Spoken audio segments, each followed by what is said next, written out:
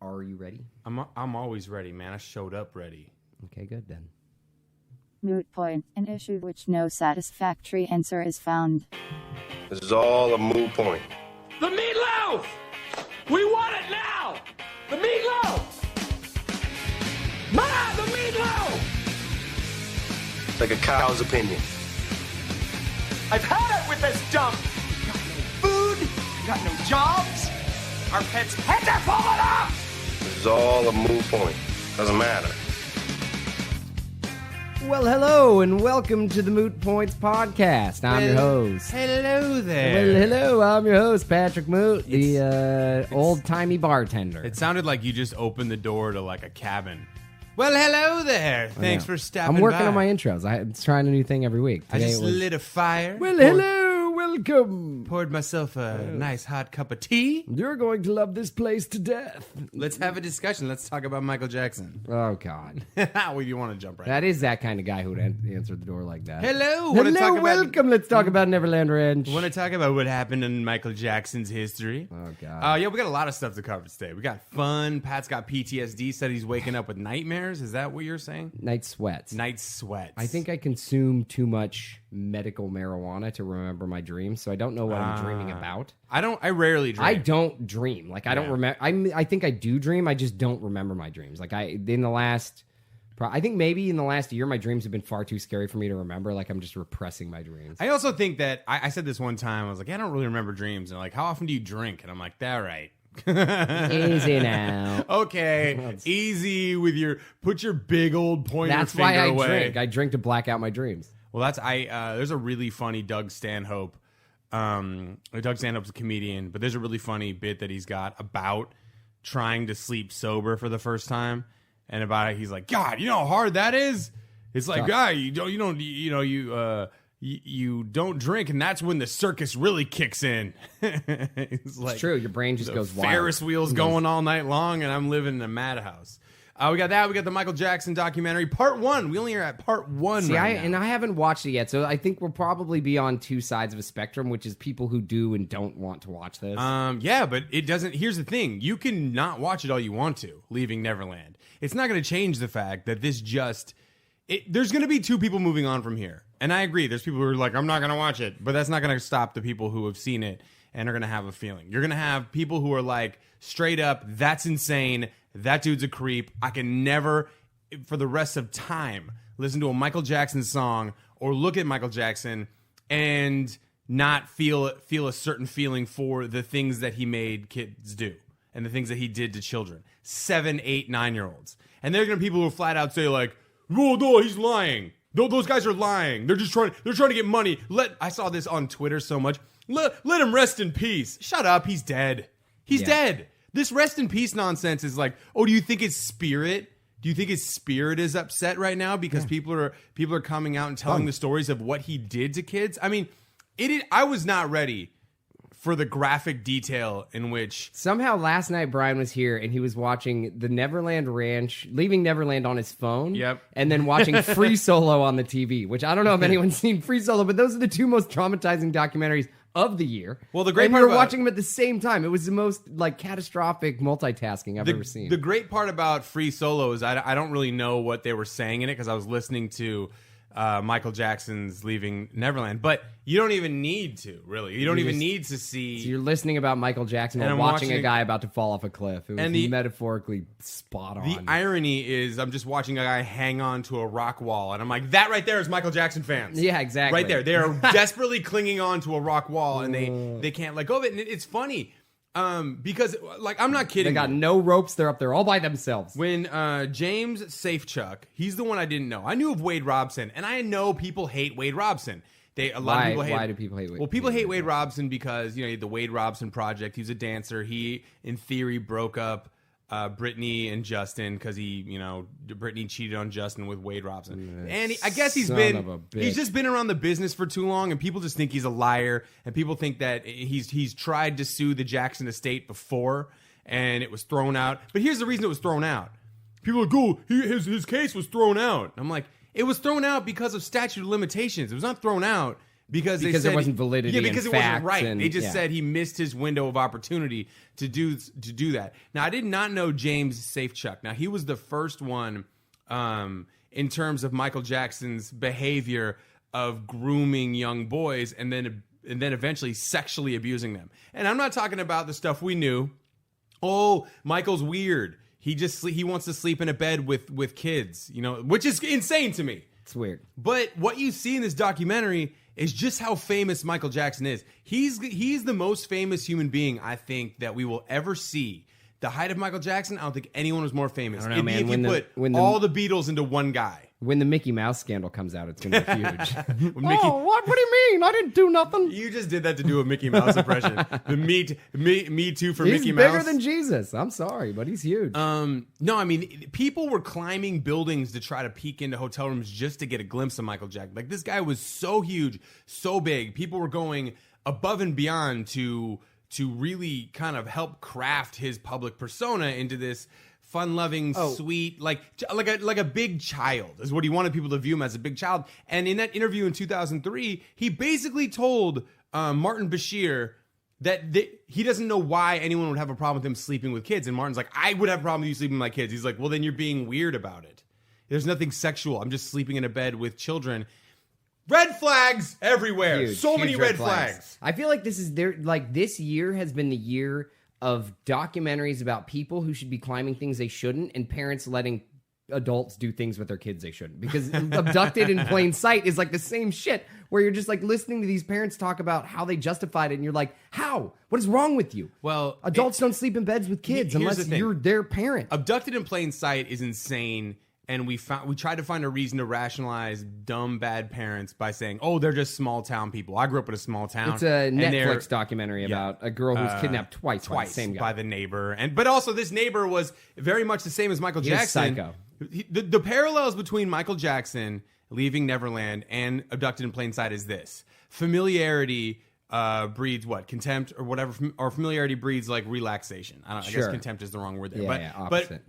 But what it is what a predator does, especially when it comes to kids, is makes you feel like it's okay. Like, you'd be crazy not to let me hang out with your kids. I'm Michael Jackson. I'm your good old neighbor next door. And honestly, common sense in normal people will say that this couldn't possibly be happening. Right, in your mind, you're like, there's no way. There is no way. It's a child. Yeah, it's insane to me, right? So, what Michael Jackson would do is he would slowly separate the child from the family. So with Safechuck and with Wade Robson, when they'd go out on tour and do these things, the parents were there, but they were slowly being separated. Slowly the hotel rooms were getting farther away. And slowly Michael Jackson would get the parents to let them stay overnight in Michael's room. So, and you think to yourself, like, that's insane. But if you look at it like a snowball effect, where you start here, and next thing you're like, how the hell did we get to a point where my kid is sleeping in Michael Jackson's room, a different floor of a hotel? Like, this is insane. But deep down, you think to yourself, how could anything be happening? My kid's 9, and Michael Jackson's is teaching him how to dance. And the difference between Abducted in Plain Sight and Leaving Neverland is seeing how starstruck the parents were. Mm-hmm. Because they were flying all over the world and going to Neverland Ranch and living this like luxurious fantasy that they could only dream of. Like, how many people get to hang out with Michael Jackson? Like, no one.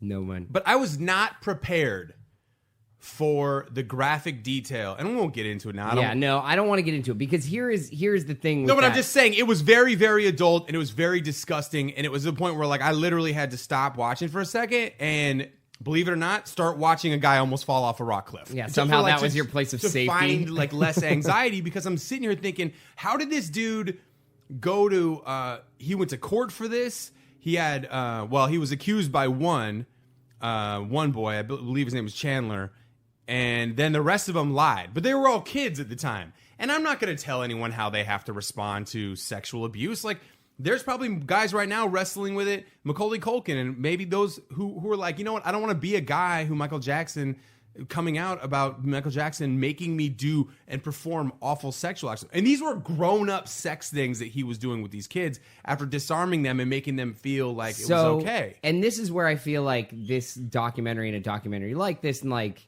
Well, is so far it's just been an interview about a family, and it's very one-sided. Okay. Because it is just very polarizing. I don't know if I will watch this. That said, I'm not a huge Michael Jackson fan one way or the other. Right. And this is stuff that I kind of just like figured happened. Yeah. It seemed like there was enough evidence there and his behavior was weird enough that that some of this stuff happened. I don't need to know any of the details. Like and maybe that makes me. Well, it makes you look willfully naive. Sure.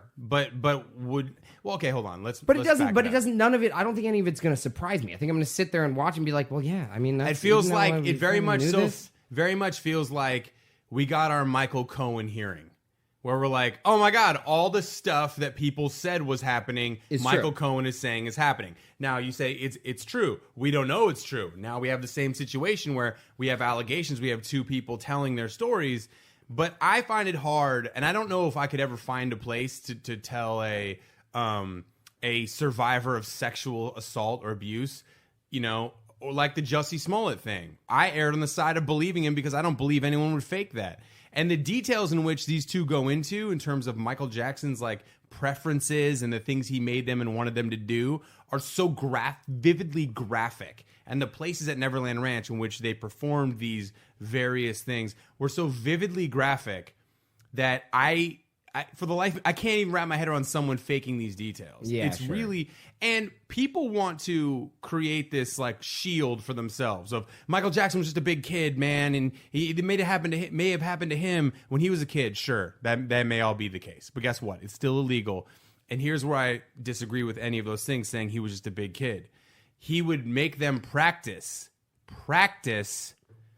getting naked and then putting their clothes on and pretending someone was coming to catch him because he didn't want to get caught. And he would tell the kids, 7, 8-year-olds, you can't tell anybody about this. If anyone finds out, my life is over, your life is over. And we're not talking about Michael Jackson, who was all weird in trial in 2008, 2009. We're talking about king of pop Michael Jackson, like a fame we can't wrap our heads around, telling an 8-year-old not to tell anybody. Like, to me, that's a level of grown-up awareness where, like, I don't buy any of it. A big kid, whatever. He was a big pedophile. Yes, absolutely.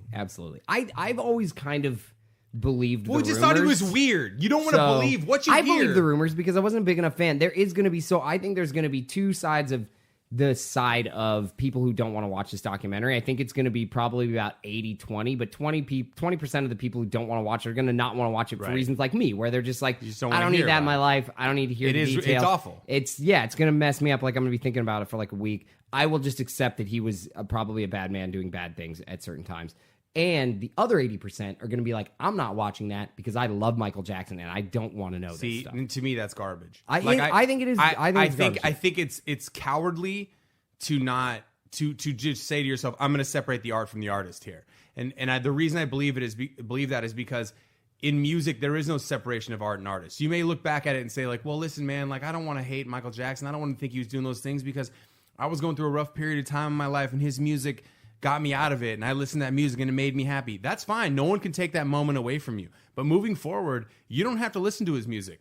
I personally will never play Michael Jackson again. Not that I was a lot, but I'm just saying I won't support it because now that music comes with a connotation of something very serious. A very serious incident that could trigger somebody. And to me, it's not worth it. Even in radio, I wouldn't play a Michael Jackson song on the radio now ever again, just because if there's one person listening in a city of 17 million, one person hears it, and they've been working their whole life to get over their own sexual abuse. They hear it, boom, now I'm triggered to what Leaving Neverland was, and then we just set that person back. That's not worth it to me. There's other music to play. How long do you think it's going to take Halloween to give up on Thriller?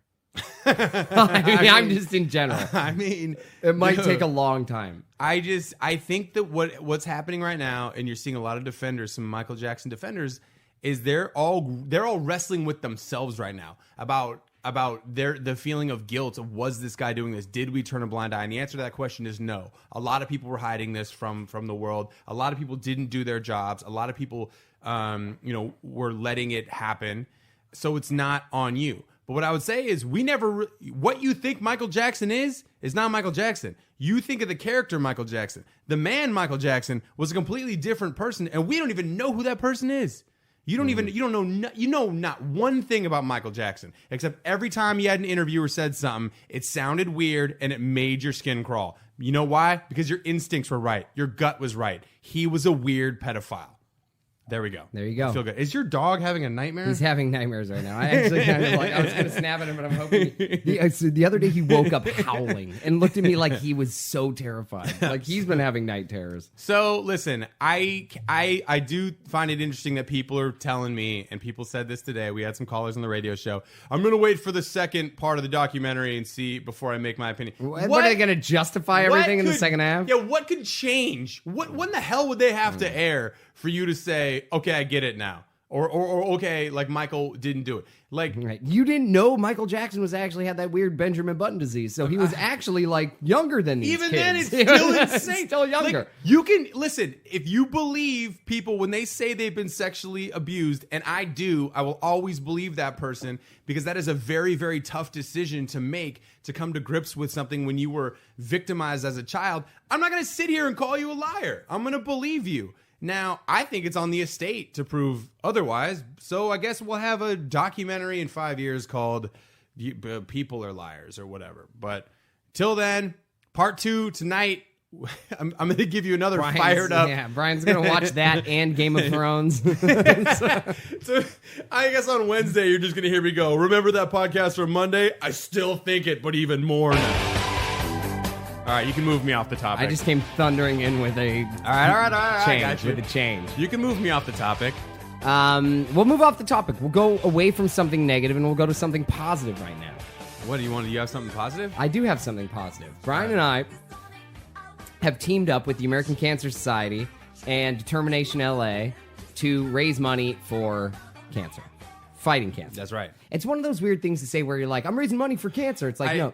Fighting cancer. I think we all just kind of understand that when you say I'm raising money for cancer, it's a I'm on technicality, cancer's but side. no one's on cancer's side. Like no one's raising money for big tobacco, right? Like I'm raising money to help them fight their cases because I don't believe cigarettes are bad for you. What's sad is that there are people actually doing that, but no, they're lobbyists. They're not. They're not out doing a walkathon. They're not starting GoFundMes. No. So what is so Pat? Tell people the idea. Okay, so basically, Brian and I agreed to do this kind of thing with them to raise money and kind of help raise awareness. I can't run the entire marathon, so we're going to walk the marathon, help. Hence the Walking in LA music at the beginning that I so awesomely put on there like a Walking in LA. Walking in LA. Nobody walks. Actually, that's not true. That's we not walk true. in LA. We March walk- 24th. So you got to get on this right now and you got to donate. And Pat, what are we going to do? We have incentives. So I'm thinking that Like and a this is what we're going to tier-based come up. incentive? A tier-based incentive. So Okay. different types of things.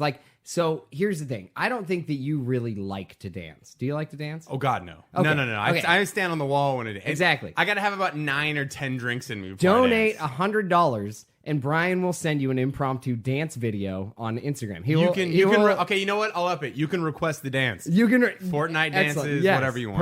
Perfect. Yeah. I And I will personalize it to you or to someone that you love. Someone in your family, someone if you want me to send them an Instagram video dancing. I'll do that. Boom, exactly. Okay. So I I'm in on hate that. singing. I hate it. Okay. I absolutely loathe it. It makes me very sad Really? inside to do it. Singing's fun. I'm bad. I just don't. It makes me very uncomfortable. But if someone donates $100, I will sing. I will sing them. I will take an old song and then sing them a new version of it, like saying thank you. Okay, cool. A So thank you that's song. for $100? That's $100. So that's $100. Are we gonna up it if they We're gonna up it because don't? we have another one. We'll have another tier that I think. Let's not do too many tiers. Let's just do like one. We're not going to do okay. too many tiers. We don't need that much money. So for $200, I will eat a buttered popcorn Jelly Belly, which is my nightmare. A butter popcorn jelly belly. They're disgusting. They make me so physically ill that they're the one thing on this planet that I won't eat.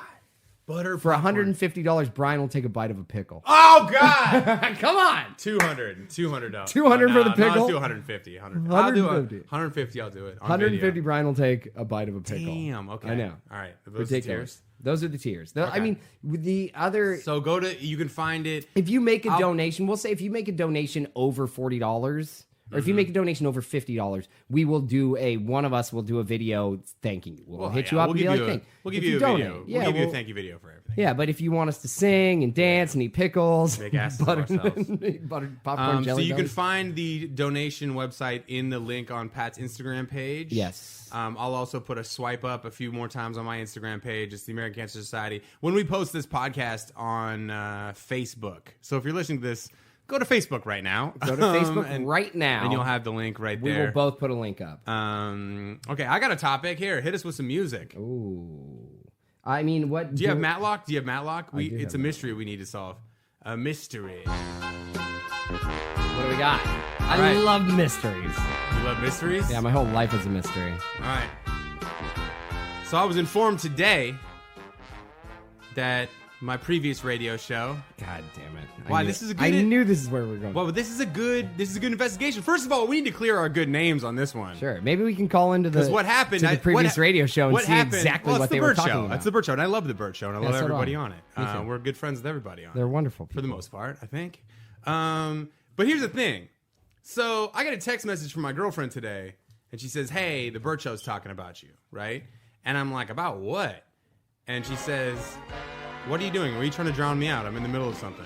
Sorry, What is going on? that's just a technical difficulty. Yeah, you have a joint in your mouth. You're not allowed to touch the board when you have a joint in your mouth. Don't tell me what to do. And she said that I was accused of hitting on somebody's sister at Kristen's wedding. Which is, one, impossible. Hey, innocent until proven guilty, my Well, friend. here's the thing. I wasn't actually accused. It was a story where she said she found out that somebody that everyone on the show knows was hitting on, I believe, maybe Bart's Bart's brother's girlfriend or something like that.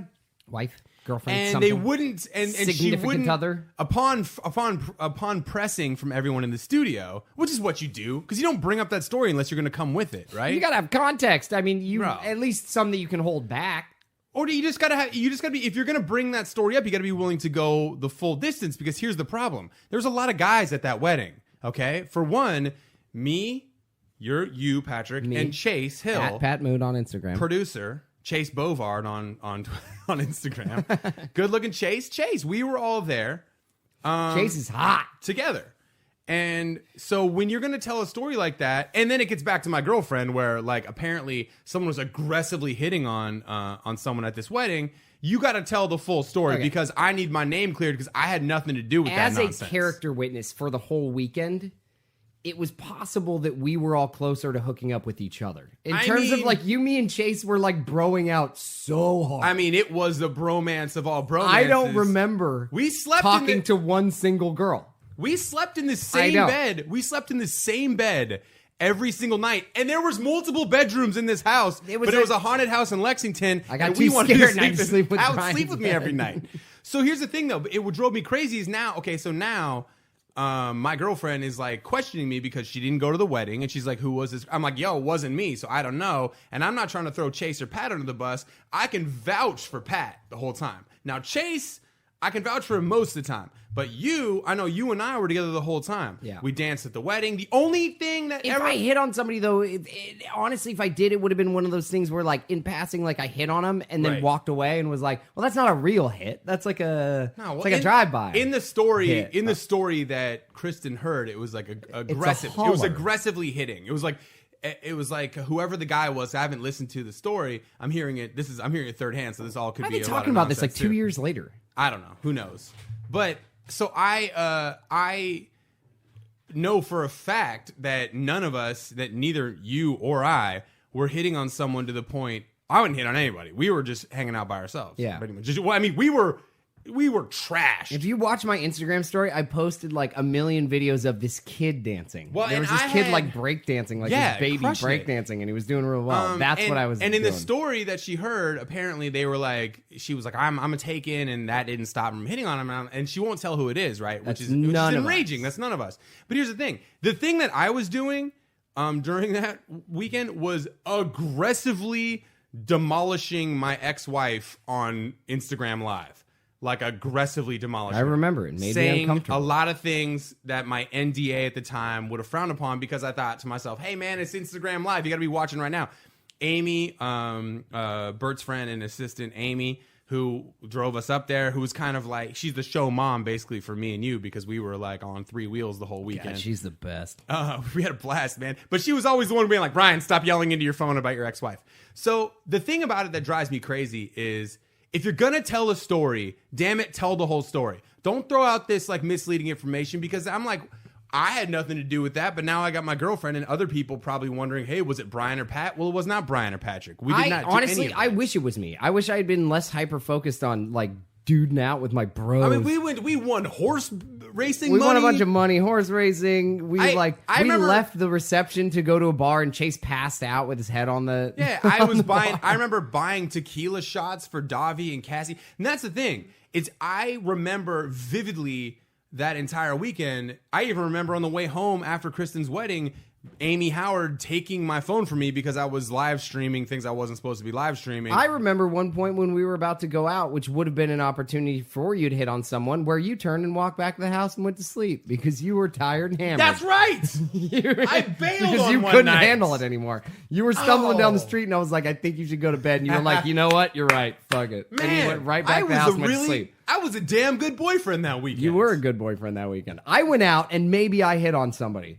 I'm not gonna completely give myself like a freebie. Like there's a good chance, but usually in my particular game, if somebody says like I'm married, that's like or like I'm taken. It's or like something. scorched earth. It's like trying to it's like trying to grow a garden after an apocalypse. Well, I will tell you this: according to the Moot Points court right here. We have exonerated ourselves. I'm 100% in the clear. Pat is a good 90% in the clear. Chase, I'll vouch 75% in the clear. I mean, honestly, I don't want to say this. This is going to be bad. Chase could pull a girl out of anywhere. I don't know. Seriously. Yeah. Like, I don't know if he needed to be like relentlessly hitting on someone who was married. He could have turned around and just hooked up with the next person who looked at him. Let's just say it this way. 3 dudes who were living in Atlanta.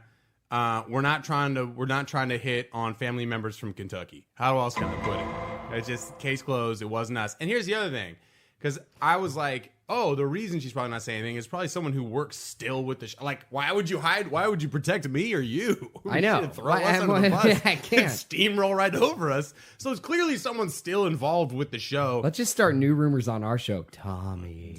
Oh, dude, I would not know because I love Tommy Owen, and Tommy Owen has a secret rage inside of him, and you do not want to take shots at him. Tommy, what have you done? No, don't do it. Tommy's out of everyone in there. Everyone who was at that wedding. Let's Tommy just was start a released. banter. All right, this is getting too inside people who don't know the Bird Show. We just had to clear our good names as people who were blackout drunk the whole time, but responsible doing it and not hitting on people's family members. Pat's looking for music, and I'm stalling. All right, there we go. Mm-hmm. Cool. Just take it down a notch. Yeah, I know. But it was fun solving a mystery. It was fun solving a mystery, and it wasn't us. No. So anyone who people listen to the Bird Show, listen to the show. Spread the word, man. Yeah, it wasn't Spread us. the word. It's someone who still works for him. Clearly, We were far too drunk to be that smooth. There was no way. I was too busy trying to hit every single bar in Lexington, and I forgot about the fact that I took myself out of the equation. We were only there like 2 nights, and you went to sleep one night at like 7 because you. If you haven't listened to the Moot Points podcast episode live from the haunted house basement with Chase and Bert, you need to go listen to that really because we good. did a live podcast from the most haunted house in Lexington. I think that one has like 25,000 listens. Go listen to it. If you listened to it already, listen to it again because we were in the creepiest house ever. They had one room that was just full of Santa Clauses, and we're talking in April. All right, what else we got today, Pat? What else we got on the when show? Patsy Cline comes on and Crazy comes, then we have to talk about our personal problems. Oh, your That's night what sweats. My night sweats. So lay them on me. I didn't know you were having night sweats. I'm having night sweats. I'm having. I think So I put on Instagram today. Like, does anybody know of any like support groups for like cancer? Yeah. Is night survivor sweats a type cancer thing? No, but night sweats for me are a thing where it's like something is off. Like I'm nervous in my sleep. I don't remember my dreams. Like I honestly haven't had a dream that I remember in years. Yeah. And I think that there's I don't think that my brain is inactive when I'm sleeping during those times. I think that it's very much active. I just think that I'm not really paying attention, so I don't remember them. But I've been waking up real sweaty. So last week I had a friend pass away. Yeah. From cancer. And I've told people this because she's a more important friend when it comes to the cancer process. I guess it's a process, recovery and treatment. Because she's someone that had been through cancer once before, and you guys kind of bonded over Well, you find friends that are going through the same thing or and know we've your been experience. Friends. We've been friends for a long time, 10, 12 years, 15 years, something like that. I mean, since I moved to LA, essentially. Seahawks fan. She's got the same tattoo. Yeah, we have matching tattoos. But I forgot what I was going to say. The chemo, man. Well, you can't blame chemo brain still, keep doing Ken. that. Well, I think the thing about it is that emotionally hit you harder than I think you thought it was going to. I didn't when she realize. passed away. And I didn't realize. And for me, the education has been in this. In learning about the new types of friendships and connections that you will now have forever because you're a cancer survivor. For the most part, I mean, you haven't had your official stamp. I'm getting there. Survivorship. I'm so close. And yeah, you're almost wait. there. You see the finish line for that, right? But I think that's what's interesting to me, and what I want you to explore more in your documentary and here on the show is that those connections are different than you and Kat became a different hierarchy of friends. Yeah. Than you were before that, because now you guys both shared an experience. And very much like she went through it. She was so strong and so tough through her experience. And it was really, really intense. Like she got the worst of it. And I got so much strength from her watching her go through it. And I know she told me that she got a lot of strength from me watching me go through it. And it very much does become this. It helps to not feel alone, right? It does. And you're this dependency on one another where it's like, hey, I fight, you fight, we fight. Like I'm not alone. This is one of the things we're doing together. And I am realizing that the idea of like survivor's remorse, and kind of like maybe the PTSD from this whole thing, because now I had like a week of feeling like I was okay. I needed these tests, and then I would be given a clean bill of health. And like, and our stories were kind of paralleled one another, where she was doing okay, everything was in remission, and then it came back. And when it came back, it was really bad. And like, I'm now in that phase now of about probably a month where I kind of have to sit here. Right. And just wait for the answers. And it's scaring the shit out of me. Like it really is. Like and having this happen at the same time has reaffirmed, not reaffirmed, but just reminded me of the fact of how great the consequences are. The mortality of it all. Absolutely. Right? Like, I think we have a tendency, because there is a point where you get diagnosed with cancer. And I remember this from when you got diagnosed with cancer. And it was like, you're going to beat this. Boom, Pat, we got this. We were hyper-focused on one thing. Right. It was survival. You never even let the doubts creep in. It almost made life easier. Right. Because there's nothing else. The peripheral shit is gone. Right. There's no review mirror. It's like, we're going to beat this. Boom. Plow forward. And it's not until, you hit this endpoint of chemo, 12 rounds, and they're like, okay, cool. Well, enjoy the next month, recover. And then we're going to do our test and see if it actually worked. And then you're kind of reminded the mortality part is, oh my God, you mean that might not have worked? Done? We're not done yet? What the hell is that? You mean? You said 98%. They're like, yeah, but that leaves 2%. Yeah, there's 2%. There's yeah, 2% right? chance. But see, that's the part I think that you are now allowing your I don't even say your subconscious. It's your conscious. You're consciously aware of the fact that like there is that 2%. And now you're waiting on that 2%. And that 2% is so small. And it might be in reality just far less than 2%. Sure. But you don't know until you get tested. And to have Kat pass away in the same window of time is compounding that realization of the fact of just exactly the gravity of what cancer is. Yeah. No, I know. Absolutely. And the fact that like this isn't just a punch your card, you're done, go home, cancer's over. Right. It is a lifelong change in the lifelong thing that I need to be kind of concerned about. And when you're talking about mortality, like it wasn't just my mortality that I started to feel. It was like your mortality and like Killian's and mom and dad. I'm bad. I've been bad at the screening process. Well, and everybody though, like how fragile it all is and how it's here's the thing. Quickly it all changes. Life isn't fragile till it is, right? If that makes any sense.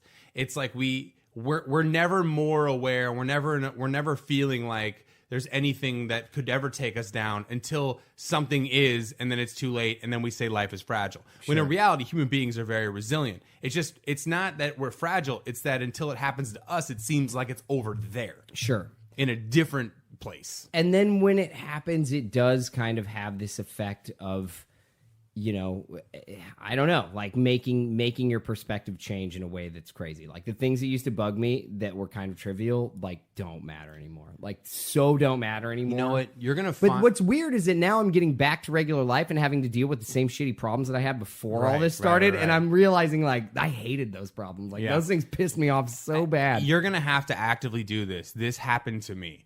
Not in the same regard, not with cancer, but with like, and we share one of the experiences with our father going to prison. That was a rough one that I never dealt with because I wouldn't let myself.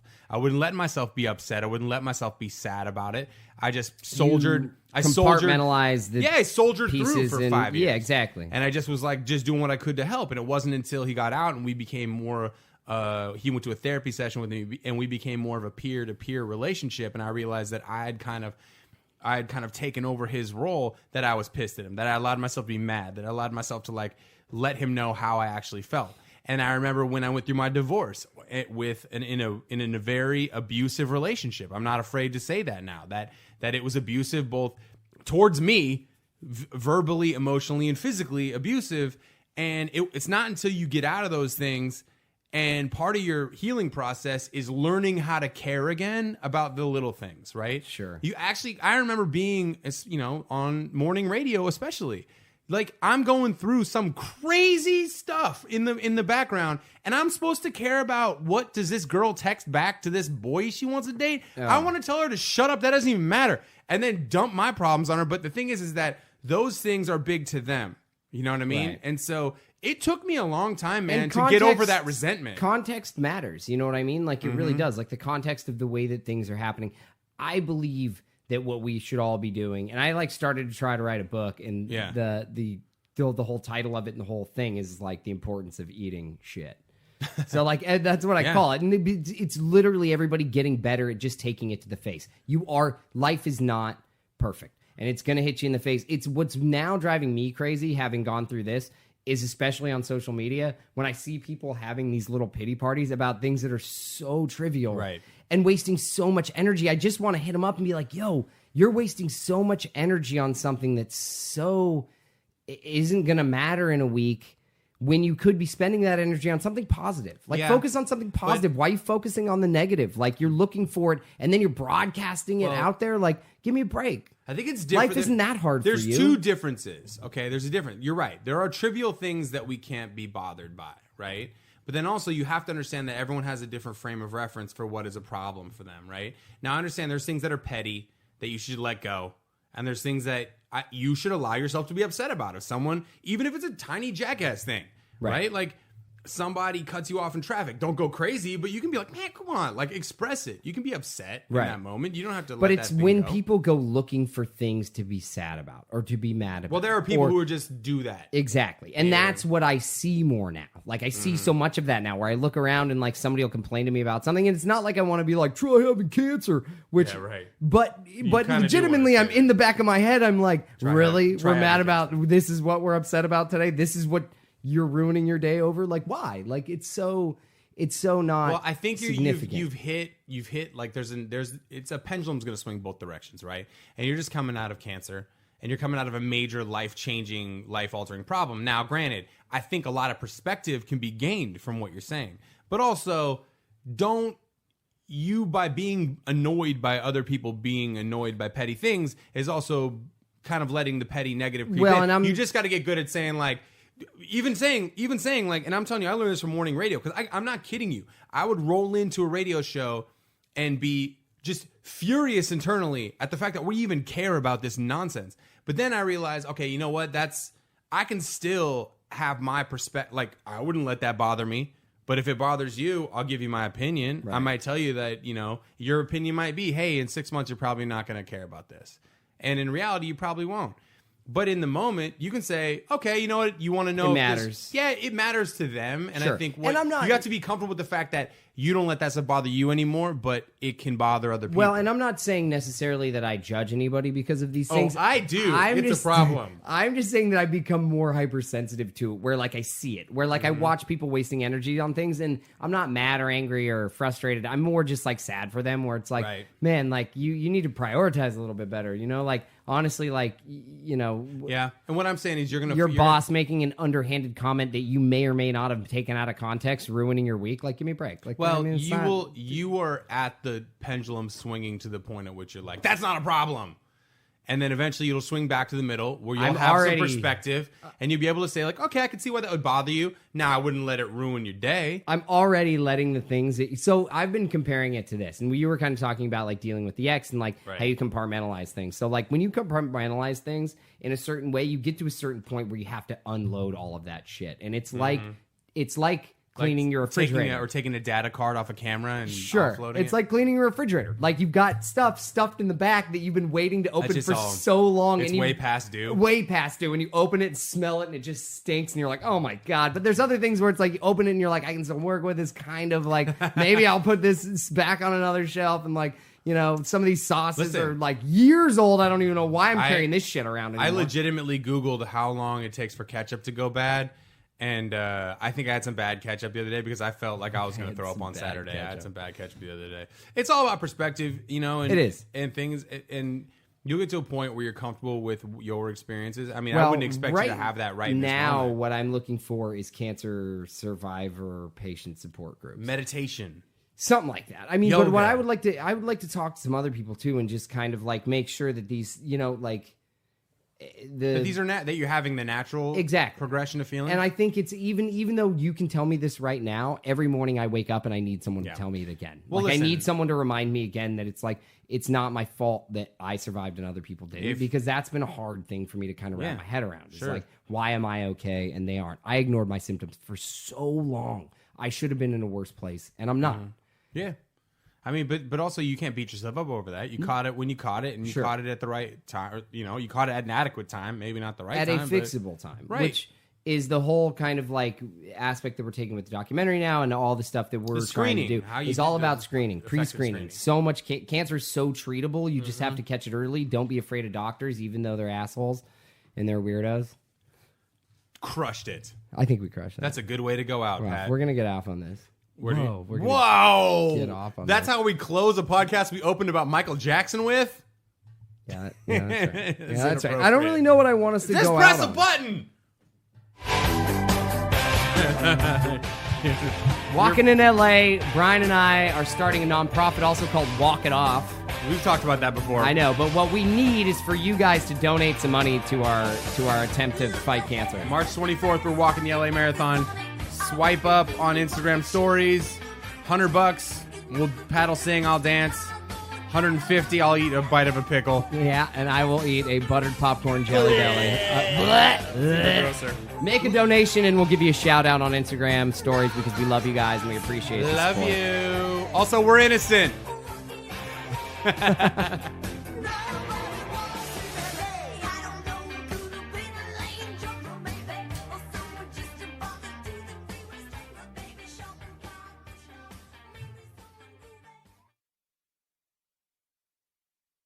Geico presents Yikes! Another voicemail from your roommate.